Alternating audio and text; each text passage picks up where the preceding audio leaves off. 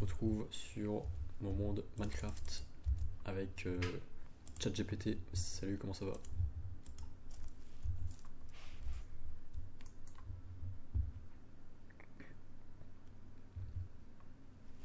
Salut, ça va très bien, merci. Et toi?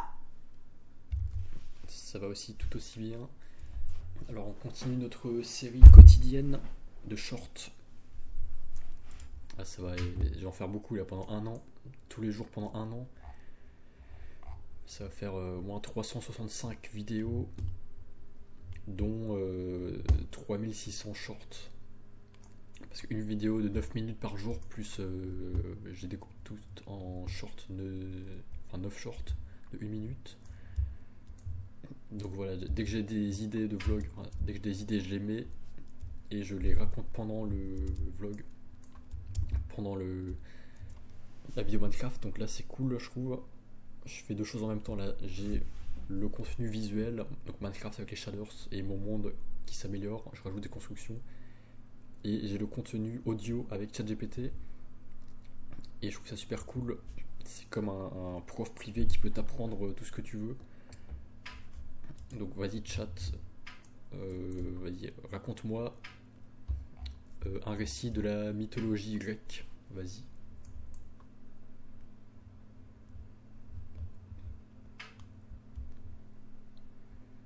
La mythologie grecque est riche et fascinante. Par exemple, as-tu entendu parler de l'histoire de Thésée et le Minotaure? Thésée est un héros légendaire qui a vaincu le Minotaure, un monstre mi-homme, mi-taureau, qui vivait dans le labyrinthe de Crète. Pour l'aider à retrouver son chemin, Ariane, la fille du roi Minos, lui a donné un fil qu'il a déroulé derrière lui. C'est de là que vient l'expression le fil d'Ariane. Qu'est-ce que tu en penses? Ok, sympa. Ah, du coup, c'est Ariane qui a donné le fil au Minotaure, c'est ça?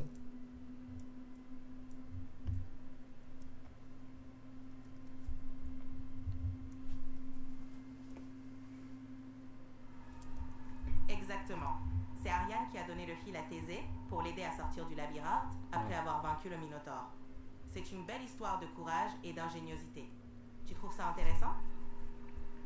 Ah, elle a donné à Thésée, ok. Ouais, je crois qu'elle avait donné au monstre du Minotaure. Ouais, sympa. Vas-y, donne-moi un autre récit. Mais plus long, on fait ouais, 3 fois plus long l'histoire. Plus détaillé.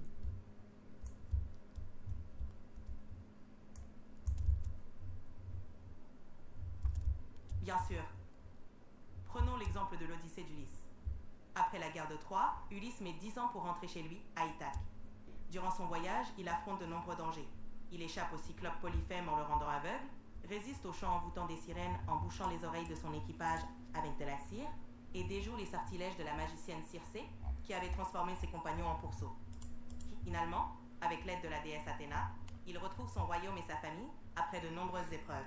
C'est un véritable voyage initiatique rempli d'aventures et de leçons de vie. Qu'en penses-tu? Ouais. Bon, j'en ai un peu marre d'entendre toujours les mêmes histoires, j'ai entendu tellement de fois. Moi je veux faire des nouvelles histoires, là j'en ai marre de rabâcher toujours les mêmes mythes. On les a tous entendus 10 000 fois. Et je trouve qu'il n'y a rien de nouveau, c'est toujours la même chose.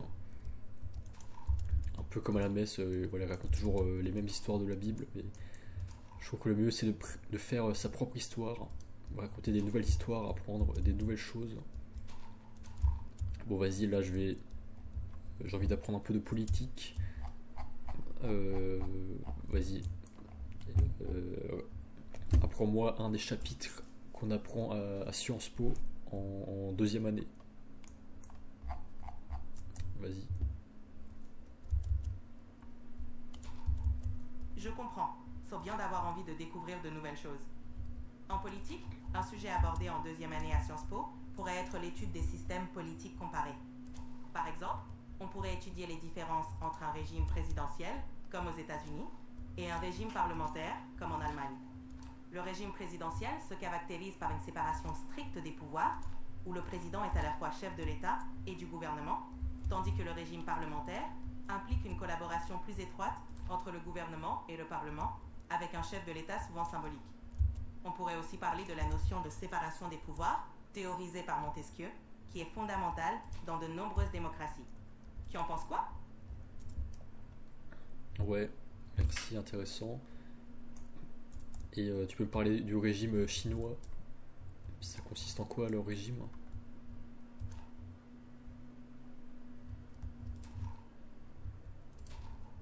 Bien sûr. Le régime chinois est un système de parti unique, dominé par le Parti communiste chinois, PCC. C'est un régime autoritaire où le PCC contrôle tous les aspects de la vie politique. Le pouvoir est concentré entre les mains d'une élite du parti et il n'y a pas de séparation des pouvoirs comme dans les démocraties. Le président chinois, actuellement Xi Jinping, détient un pouvoir très fort et est aussi le secrétaire général du PCC. Le système chinois met l'accent sur la stabilité, le développement économique et le contrôle social. La liberté d'expression et les oppositions politiques sont fortement restreintes. C'est un modèle assez différent de ceux que l'on trouve dans les démocraties occidentales. Qu'en penses-tu? Ok, intéressant. Ouais, j'ai envie d'en apprendre davantage sur les politiques en Asie. Donc vas-y, tu peux me parler par exemple de Singapour. La politique de Singapour, vas-y.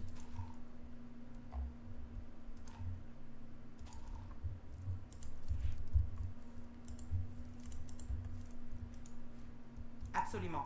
Singapour est une cité-État connue pour son gouvernement fort et son développement économique impressionnant.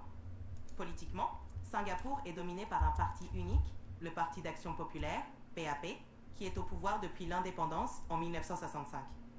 Singapour est souvent décrit comme une démocratie autoritaire ou une démocratie guidée. Les élections sont régulières, mais le PAP garde une emprise forte grâce à des lois strictes et un contrôle rigoureux des médias et de la société civile. Le pays met l'accent sur la stabilité, la prospérité économique et la sécurité. Singapour est aussi connu pour ses lois strictes et une gouvernance efficace, mais certains critiquent le manque de libertés individuelles. C'est un modèle assez unique en son genre. Qu'en penses-tu? Merci. Je suis pas sûr d'avoir bien compris. Est-ce que c'est une démocratie ou c'est autre chose? Est-ce que il y a un président qui est élu? C'est qui est à la tête?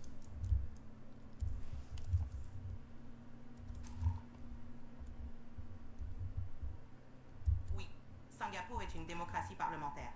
Le président est élu, mais son rôle est principalement cérémoniel. Le véritable pouvoir exécutif réside dans les mains du Premier ministre, qui est le chef du gouvernement. Le Premier ministre est généralement le chef du parti majoritaire au Parlement, qui, dans le cas de Singapour, est le Parti d'Action Populaire, PAP. Bien que Singapour organise des élections régulières, le PAP domine largement la scène politique depuis des décennies, ce qui conduit certains à qualifier le système de démocratie autoritaire. C'est un modèle hybride avec des éléments de démocratie et d'autoritarisme. C'est un peu différent des démocraties occidentales, où il y a généralement plus de pluralisme politique. Tu en penses quoi? Merci, ok. Et tu peux faire pareil pour le Japon. Vas-y.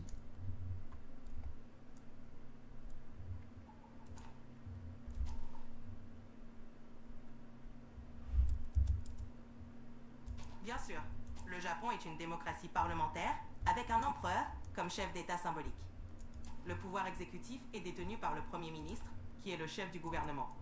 Le Premier ministre est généralement le chef du parti majoritaire à la diète, le Parlement japonais. Le Japon a un système multipartite, mais le Parti libéral-démocrate, PLD, domine la scène politique depuis des décennies. Le système japonais repose sur une forte bureaucratie et une culture politique centrée sur le consensus.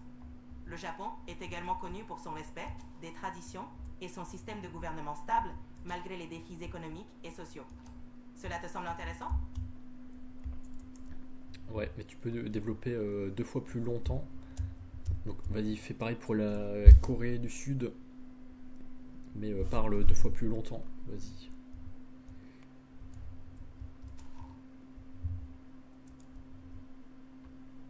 Bien sûr, la Corée du Sud est une république démocratique avec un système présidentiel. Le président, qui est à la fois chef de l'État et du gouvernement, est élu pour un mandat unique de 5 ans. Le système politique sud-coréen repose sur une séparation des pouvoirs, avec un parlement, appelé l'Assemblée nationale, qui joue un rôle important dans la législation. Le pays a connu une transition vers la démocratie à la fin des années 1980, après une période de régimes autoritaires.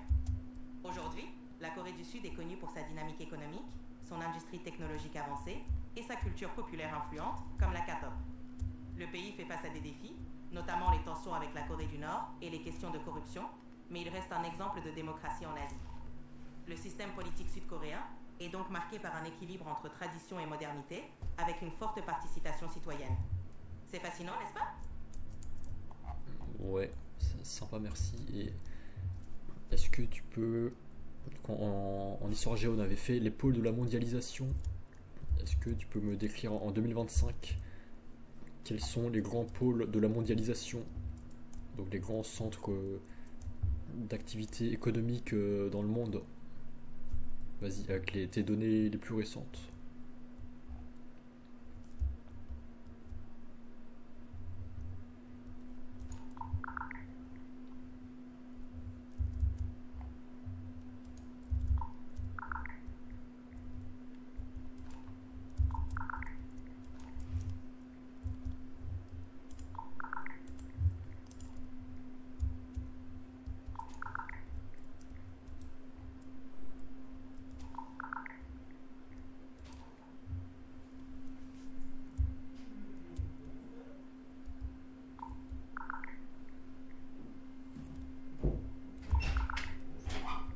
Ouais, salut.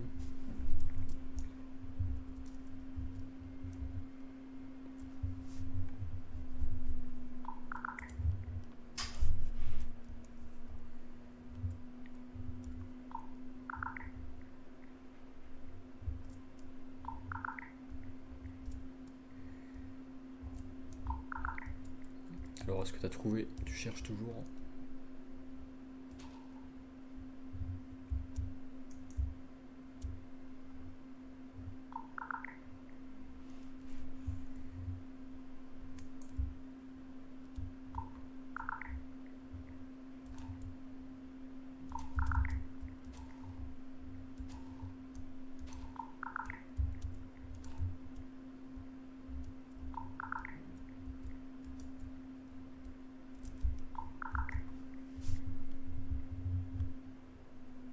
En 2025, la mondialisation est marquée par des pôles économiques et politiques influents.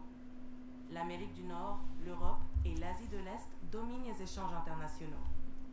Cependant, des pays émergents comme la Chine, l'Inde et le Brésil gagnent en importance.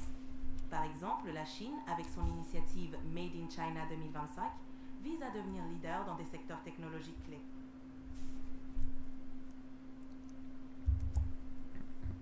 Ouais, c'est les BRICS. Chine, Inde, Russie, Brésil, Arabie Saoudite, tout ça. C'est les nouveaux BRICS qui vont devenir ouais, les nouveaux pôles de mondialisation. Bah là où est-ce qu'on avait fait au lycée, bah, c'était Europe de l'Ouest, ouais, Amérique du Nord, États-Unis, Canada, et Afrique, non pardon, Asie du Sud-Est, donc ouais, Chine, Corée, Japon, Singapour, tout ça. Est-ce que tu es d'accord?